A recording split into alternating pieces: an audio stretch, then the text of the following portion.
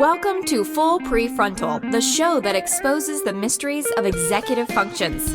This show is a collection of conversations about the role of the prefrontal cortex, which impacts your focus, planning, problem-solving, emotional balance, and independence. These conversations will introduce mental tools that will empower you to shift your mindset for a successful life. And now, here's your host, Sucheta Kamath. All right, and welcome back to Full Prefrontal, where we are exposing the mysteries of executive function. I am here with our host, Sucheta Kamath. Good morning, Sucheta. As usual, it's always good to spend some time with you. I always appreciate our exchanges. So today we're going to talk about a couple things, failing, but failing fast and why that matters, and compassion in wisdom. And what the heck does Jim Moffitt, later an executive with Deloitte, what does that have to do with it? Well, it's all about talking about learning from your mistakes and becoming a wiser person and growing and developing. So we have been tackling a lot of issues with respect to executive function and emotional regulation and mindfulness. So I thought I'll bring in a little interesting story. So I was watching an interview by Jim Moffitt. He's the CEO of Deloitte Consulting. And here's a quote that he said, that the best lessons in life are learned through bumps in the road.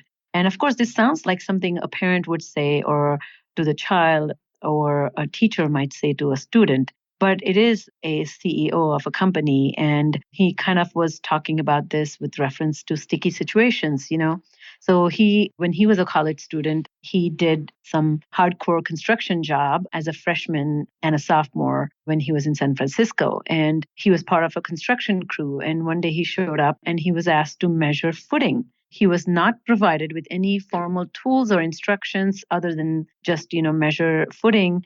So what he did is he just grabbed a brick off a pallet, literally mindlessly, not knowing any better, but also not knowing how else he could have gone about it.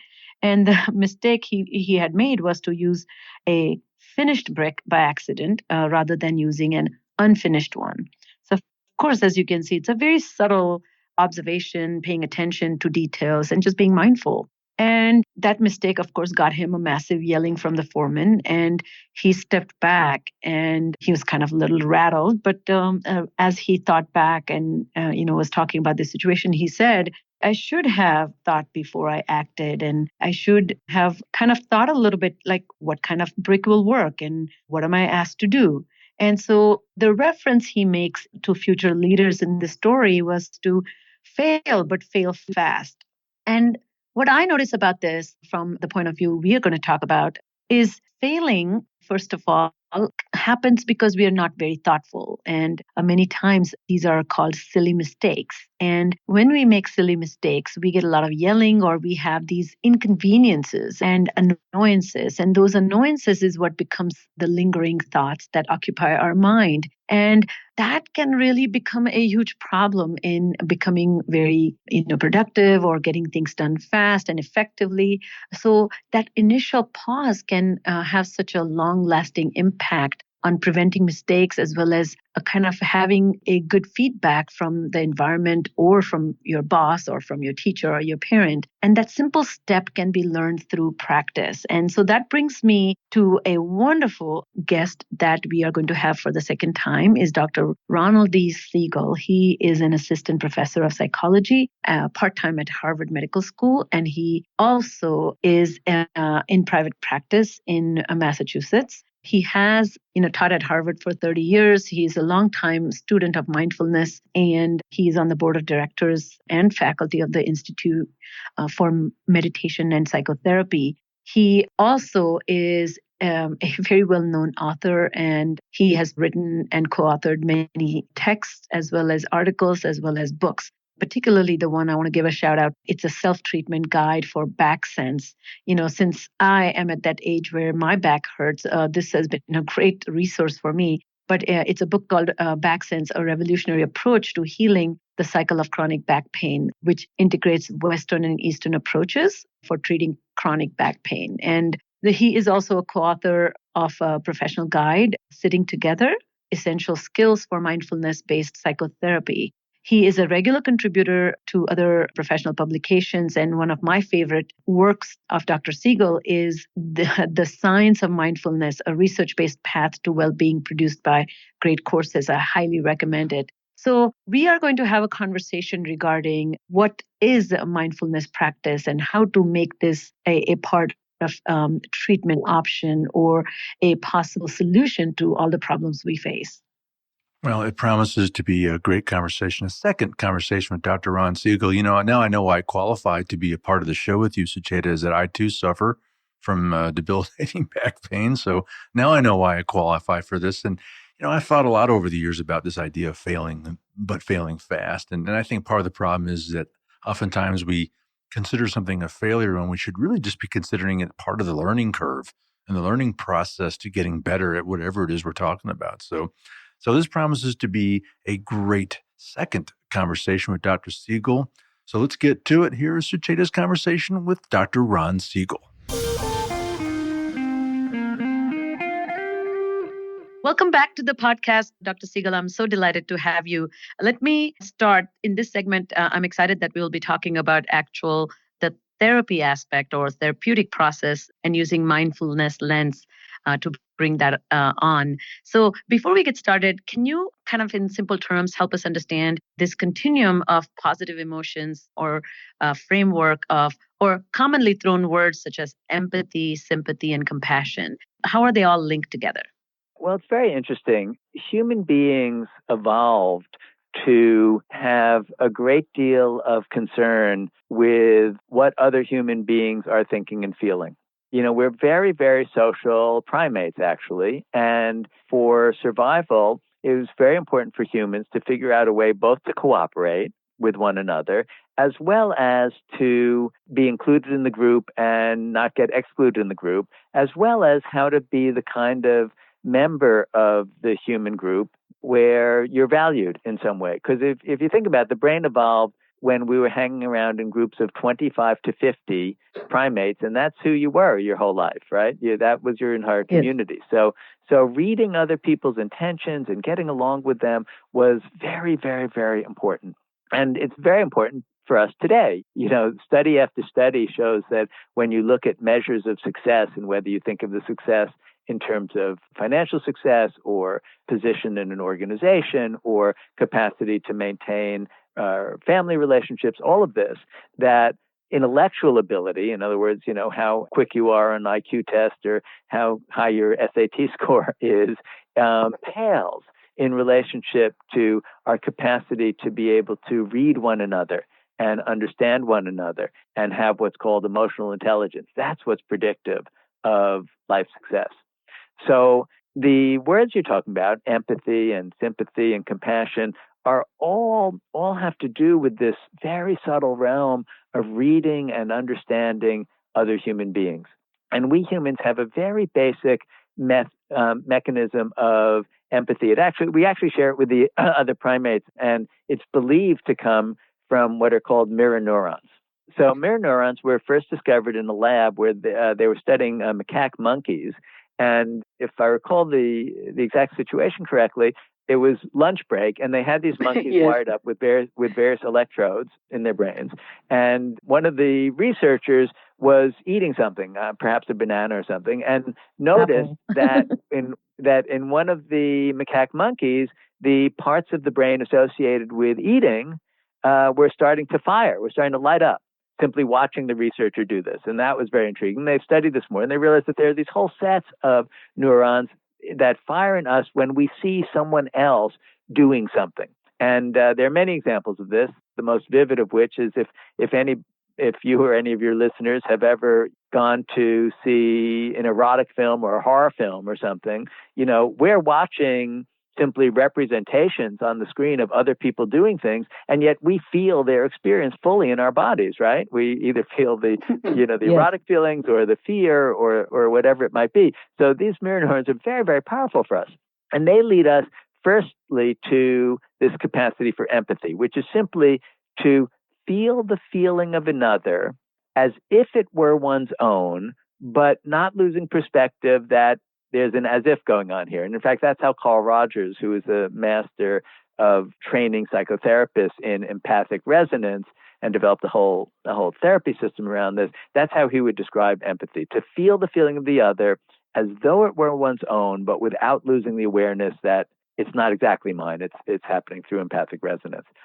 Now, sympathy is interesting because sympathy involves noticing the suffering of the other, right? But also there's and feeling with them in their suffering. And compassion takes this a step further, because compassion involves noticing the suffering of another and having an affirmative wish to somehow help.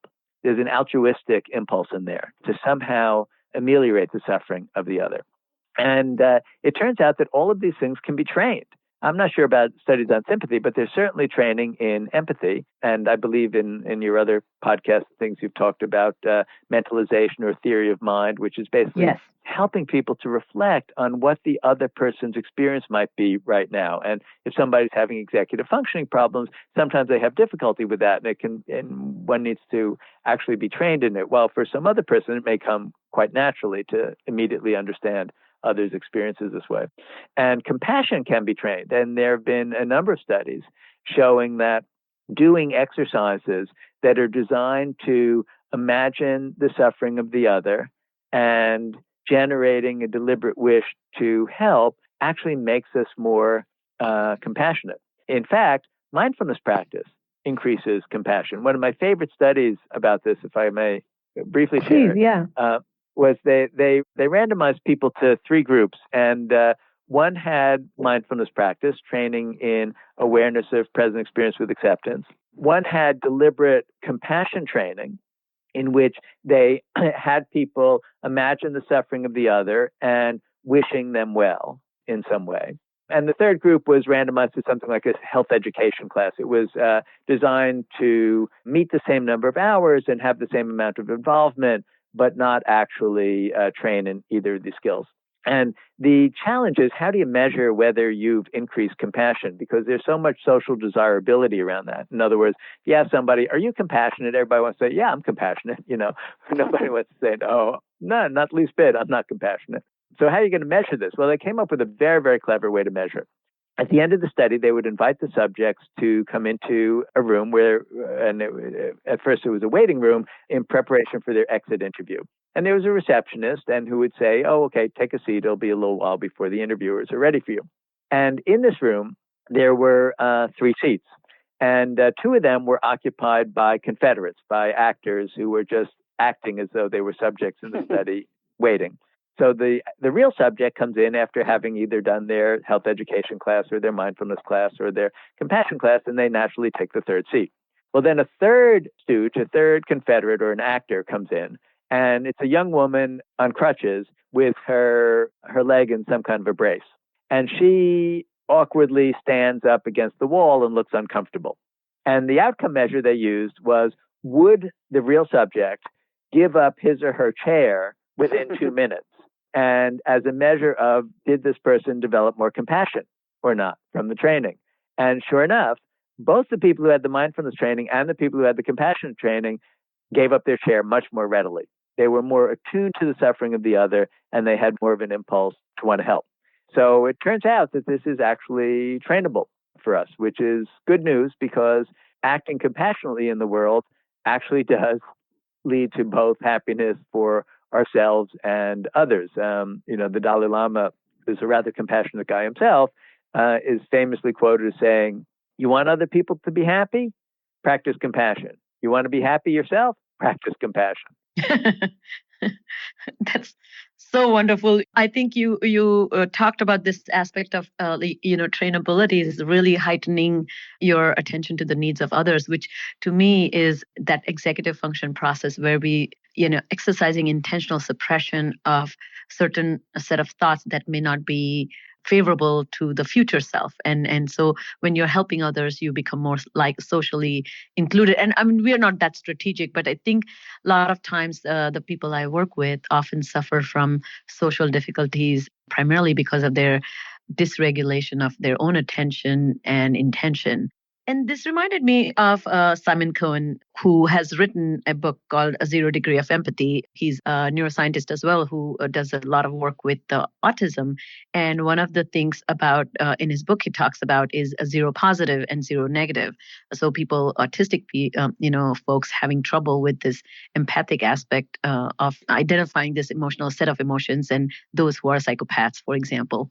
But what was interesting in his book that I find very relevant to everyday life for all of us is, a gradual decline in your empathy quotient as you go through life. So you may start off, Mother Teresa and Mahatma Gandhi is at 10, and then, sociopath maybe 0, but we begin somewhere at 7. But if we got cut off on the highway or somebody sent a nasty email, we start from 7 and go to 5 and then 4, and so mindfulness practice can have great impact on kind of prevent leaking of this empathic stance. Would you agree with that? Yeah, well, it's interesting. The body of research that I'm aware of that has bearing on this is actually research into wisdom.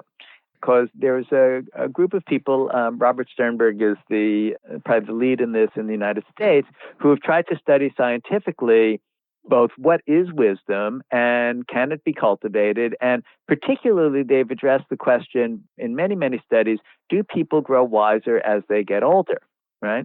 And wisdom and compassion, it's said in Buddhist traditions that they're like two wings of a bird. They tend to go together because it's very hard to actually be compassionate without some wisdom, because you've got to be able to see the needs of others to be compassionate.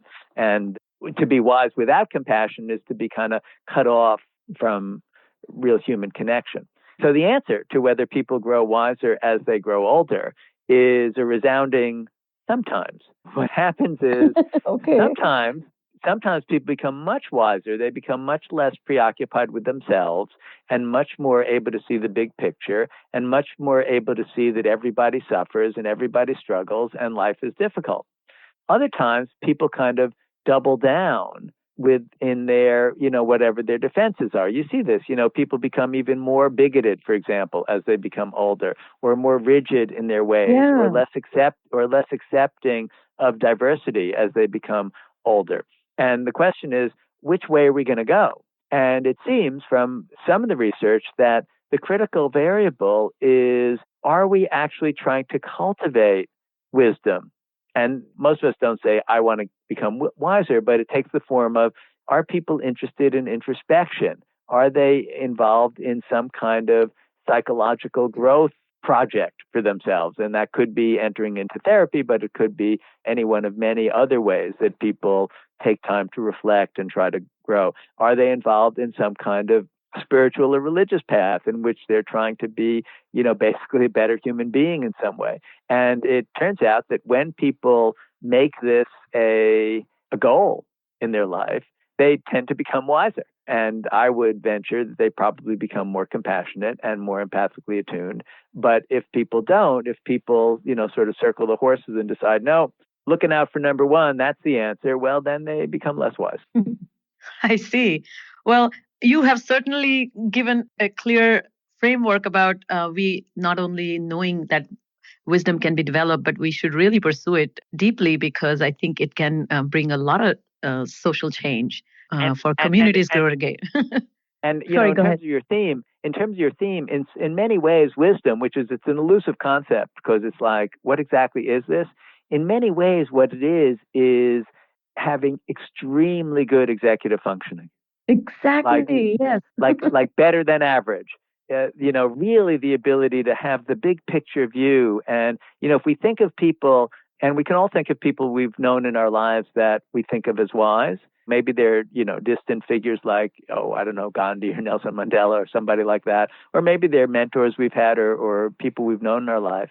And people who are wise this way actually have amazing executive functioning, right? Think of the executive functioning of Nelson Mandela when, after having been imprisoned, by the apartheid government for all these years, got out and he thought, yeah, retribution, that's not going to be a good idea.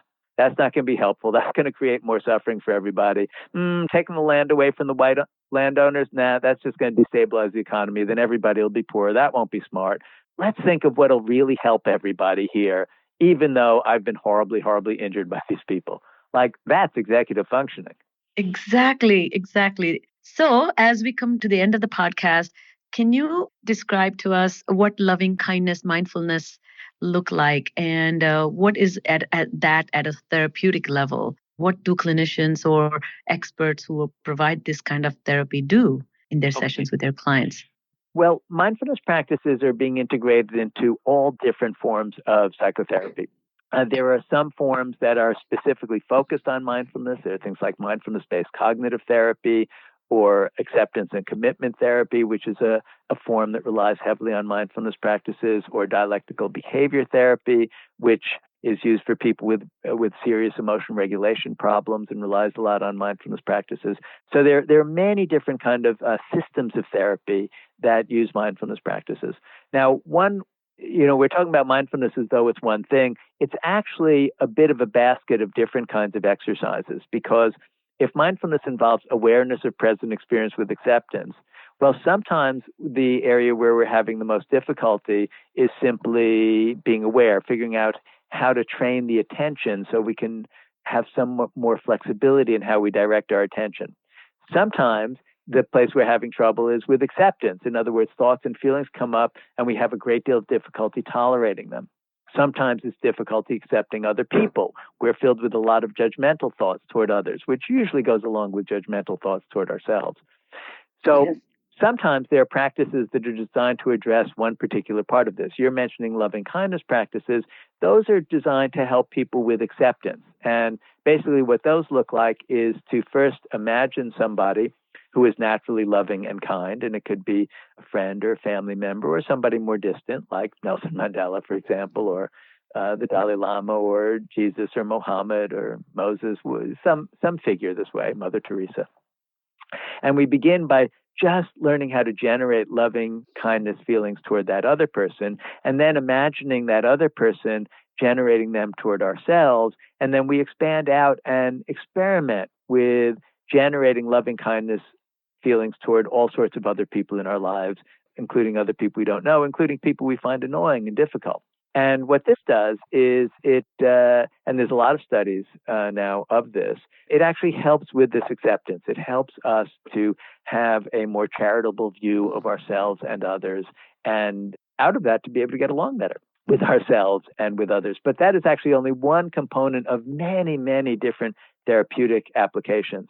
And if listeners are interested, I think you'll probably give them a resource to this. But a book that I wrote, The Mindfulness Solution: Everyday Practices for Everyday Problems, really goes through how do you use mindfulness practices to work with all sorts of therapeutic challenges, but everyday therapeutic challenges like everyday depression, everyday anxiety, everyday interpersonal conflicts, chronic pain, and those kinds of disorders. And it's really a step-by-step how you develop a mindfulness practice and how you can apply it therapeutically yourself to all of these various life challenges. So that's a resource that might be helpful to listeners, and they can take a look at some of the exercises that are in it, download the meditations for free at mindfulness-solution.com as well. So it's actually it's a big question. There's a lot of elements to this, but that's a resource people can use to explore it further.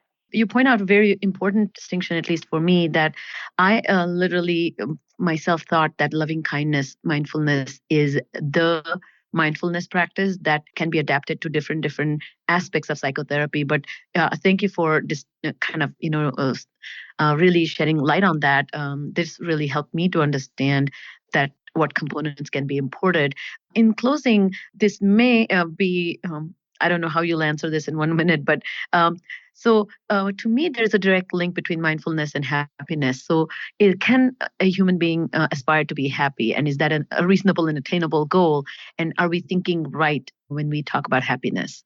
Well, the people who studied this have pointed out that there's many different kinds of happiness. There's a happiness that comes from winning. There's a happiness that comes from having pleasure at the moment. And then there's something else which we might call well-being or satisfaction, which comes from living in the world, being in the moment, being open-hearted, understanding that there's ups and downs, and actually being able to open to and feel comfortable with the full range of feeling, everything from joy and pleasure to sadness and disappointment. And mindfulness practices help with the latter. They help us to really have this sense of well-being or satisfaction that allows us to experience life as rich and meaningful and connected during good times and during bad times. And it's a little bit different from the idea of happiness like, oh, it'll make you a winner all the time and you'll always feel on top of the world. No, not necessarily. But you will feel a sense of meaningful connection and the capacity to be able to deal with all of the different joys and sorrows that, that come up in a life. Well, I cannot thank you enough for your incredible, crisp, and clear way of describing these complex topics and helping us understand this. It has been a very, very delightful experience for me. So once again, I thank you for your time, and I will link all the information that you have mentioned and the resources that can add value to our listeners' quest to become more mindful. Thank you, Dr. Siegel. Great. Thank you so much for having me. All right. So again, that was Dr. Ron Siegel, our second conversation with him. Wow, Sucheta, what a great conversation. I learned a lot from him as I did on the first conversation. Any immediate thoughts about it? Certainly, it's so fascinating and so relevant to the work I do. So the most important thing I thought we can start off by thinking is humans are the most social beings, and anything that threatens our sense of connectedness or social connectivity can create stress for us. And we do many things to kind of circumvent that or avoid that. And we talked about that in our last podcast. But we also, in this discussion with Dr. Siegel, talked about these emotional tools that we have, the capacity for empathy, which is kind of having the awareness that you and the other is different, but having the capacity to see and feel what the other person is feeling. And then the second tool that we discussed was sympathy, which is noticing the suffering and feeling it with another person. And the last tool is the compassion, which is not just noticing, but having that motivation or spring into action to do something about the suffering that you notice. And these tools were designed to mobilize us in the social context and maintain the connectivity. And I really, really like to connect that with executive dysfunction that I see, that people with executive function abilities or lack thereof struggle in exercising these mental tools that are, number one, part of emotional regulation, but number two, part of that mindful connection to the social world. And there are a lot of disadvantages that they experience because of that. So the important point here is that reading and understanding other human being is at the heart of emotional intelligence. And so that capacity to read and understand other human beings and their emotions means you have to stop thinking about your own emotions for a second. And that requires impulse control. So a lot of people who don't have mastery of letting go their thoughts about themselves kind of spiral into having a very one-pointed view of the whole situation. You make me angry. I am feeling angry, so I am going to say whatever comes to my mind. But if you suspend your thoughts about your own anger for a second and think about how are you feeling about this? And if you say, oh my God, the other person looks a little upset. So even though I am angry, I wonder why the other person is upset. And I haven't even said anything, but they're upset. So to even take a perspective of other person, we require to use these tools that we have access to. And then the second part of that, the process that I was thinking a lot about is kind of making it as a priority that, not just having empathy, sympathy, and compassion, but mobilizing mental resources for the benefit of the greater good. So that requires you to mentalize how would life be different if I include the thoughts and feelings of the other? How would it benefit both of us if I let you express yourself? And so that's the kind of the first thought that came to my mind, Todd. Yeah, no, interesting. So help me understand, what's the relevance of mindfulness training as it relates to your work, Sucheta? Oh, very much so. And Dr. Siegel was amazing in explaining this idea about what this mindful practice as well as training looks like, right? So it is nothing but that way of helping yourself self-regulate behaviors. and then eventually generate deliberate wish to help others. So you see there are two parts to it. One is to see and feel what you feel based on how others feel. And then second is to do something about it. And so this mindfulness training is nothing but becoming more attuned to the feelings that other people have and becoming more attuned to the emotional needs of the other. And this attunement is very much part of my executive function training process, where I train people to take perspective of the other. A lot of times what I'm dealing with in my practice is conflict management, or I'm dealing with kind of advocacy, self-advocacy, children and adults not able to talk to their teachers and explain their situation. So if I forget my homework fourth time, and if you are a teacher, there's definitely less empathy or compassion for me. And I need to do some, a good explanation regarding this was not intentional, but accident, and persuade you to change your mind. And that requires to exercise or activate this empathic resonance that Dr. Siegel was talking about. And the second point is, if I don't have the best emotional control, then my feelings come out immediately without any filter. And if that happens, then it causes destruction, its path of a social relationship.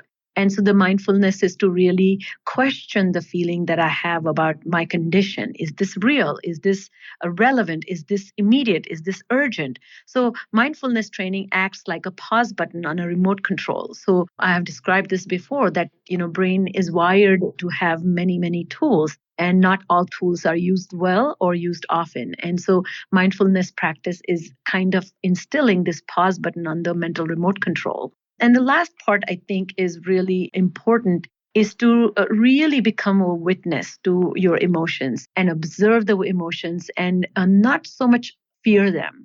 And if I can indulge you, Todd, you have such a beautiful voice, and this poem that I have come across, Rumi's poem, would you take a minute to read it? It's called The Guest House. Oh, my pleasure. So The Guest House by Rumi. So here goes. This being human is a guest house. Every morning a new arrival, a joy, a depression, a meanness. Some momentary awareness comes as an unexpected visitor. Welcome and entertain them all. Even if they're a crowd of sorrows who violently sweep your house empty of its furniture, still treat each guest honorably. He may be clearing you out for some new delight. The dark thought, the shame, the malice, meet them at the door laughing and invite them in. Be grateful for whoever comes, because each has been sent as a guide from beyond. Wonderful. Oh, that sounds so melodic.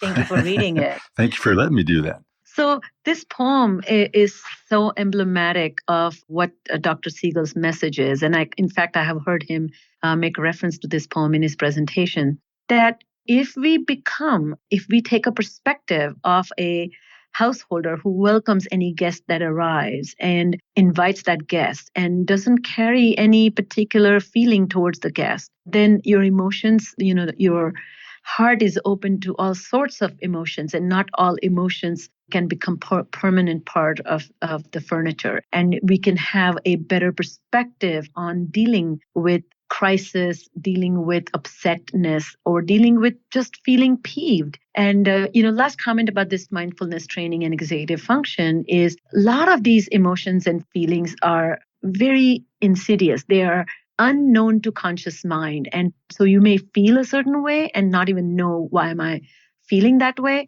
And you may behave, if you don't pay much attention, you may behave corresponding to those emotions, and those behaviors is what causes a lot of disruption in your everyday life, as well as your relationship get impacted by that. So mindfulness is really, really paying attention to those emotions that you don't have conscious access to, and then prevent the behaviors that become impacted by those strong and powerful emotions. Well, I thought the link between wisdom and executive function was quite fascinating as well. Yeah, wasn't it amazing that, the goal of life is to grow, but not everybody may carry that goal.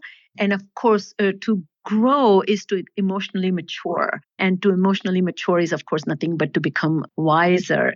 I find this so fascinating, again, pertaining to my work. And I love the way Dr. Siegel made reference to Robert Sternberg's work. on wisdom. So as you grow older, there are two paths that one can take. Almost you come to a junction, and you can either go on the path of rigidity and even, kind of bigotry, or second, you can become very open-minded and accepting and forgiving. And so it just depends what kind of nurturing you have done to let your mind take the second path. And mindfulness practices can really help in you going in that direction and growing up and becoming a much more kind and compassionate and universalist, so to speak. And so there are lots of benefits, as you can imagine, from becoming wiser. You are likely to be more patient. You are likely to have more balanced view on things. You are not rattled by small setbacks. You have a much long range perspective on things, how they turn out. It's almost like you become a CEO of a company who is looking at 10-year outcomes and rather than 1 month or kind of or quarterly report, so to speak. And that perspective allows you to see that it's not all bad. So I want to kind of tie this in with the research in morality as well, because that also to me sounds like a way that we believe that we are a person of certain capacity and we employ our moral judgment and we are wise with it. I heard a social psychologist and research scientist, Jonathan Haidt, who talk about inner moral world. And he said that it has within it everything it needs to prove itself. And it has within it defenses against any possible argument that could be thrown at it. And it's impossible to see the defects in your own moral matrix. So he calls this as a fault in your moral matrix. That means you believe that your observations about the other is actually true, and you can become rigid and inflexible, and you can offer resistance to change. And all these are fundamental blocks in seeing the possibilities in the world in a different way. Like there's course correction to be made, and course correction can happen if you do something about it. So mindfulness training is one way to do inner work and develop emotional acumen, or externally you can grow and develop by or become more mature and wise is by traveling around the world or engaging in new experiences. Simple things such as escape the room, where you're trying to solve a problem within an hour and take the clues and navigate this tiny room and get out of it alive. Not that you're going to be trapped there forever, but that's a good experience that can bring you a lot of temporary experience of frustration and uncertainty. And then you navigate your emotions and your thought process through it. Another way to do it is, of course, to read literature, a wide array of literature, and literature that teases your imagination and makes you reflect and think about the metaphors and analogies and situations that you really don't have any direct experience with or even have the capacity to fathom. And that's why these solid fiction, Game of Thrones, for example, can really help you as well. So I took a lot out of this discussion with Dr. Siegel, and my personal belief that, we to grow is to expand your mind, and to expand your mind needs to happen with the assumption that you may not expand your mind because of your own limitations. And I hope we all take a chance on ourselves and provide those opportunities. Otherwise, our U.S. ambassador to Britain was talking about this, that, there's a lack of unity and people are talking at each other and people are talking past each other. People are still not talking to each other. And so this talking to each other requires you to exercise nothing but this mindfulness. And so once every individual takes this mindfulness practice seriously, there's a chance that they will become better citizens. And if the countries and cities and towns and counties and states begin to do that, you can have a country that's mindful, and then you can interact and solve world's problems even more effectively. Well, I don't think there are many people who realize that a lot of the flaws and deficiencies that they exhibit are because of a lack of mindfulness. And I think there's too many people out there who say mindfulness training is not for me. I'm a business person. I don't have to do that. Well, as you and I both know, Sucheta, you're never going to achieve wisdom without it. So, all right, well, lots to think about from today's conversation. That's all the time we have for today, unfortunately. On behalf of our host, Sucheta Kamath, and all of us at Cerebral Matters, Thank you for tuning in and listening today, and we look forward to seeing you again next week on Full Prefrontal. Thank you for listening to Full Prefrontal, Exposing the Mysteries of Executive Functions. To contact our host, Sucheta Kamath, and learn more about her work on improving executive functions, visit her website at cerebralmatters.com. That's cerebralmatters.com. Tune in next week for the next informative episode of Full Prefrontal.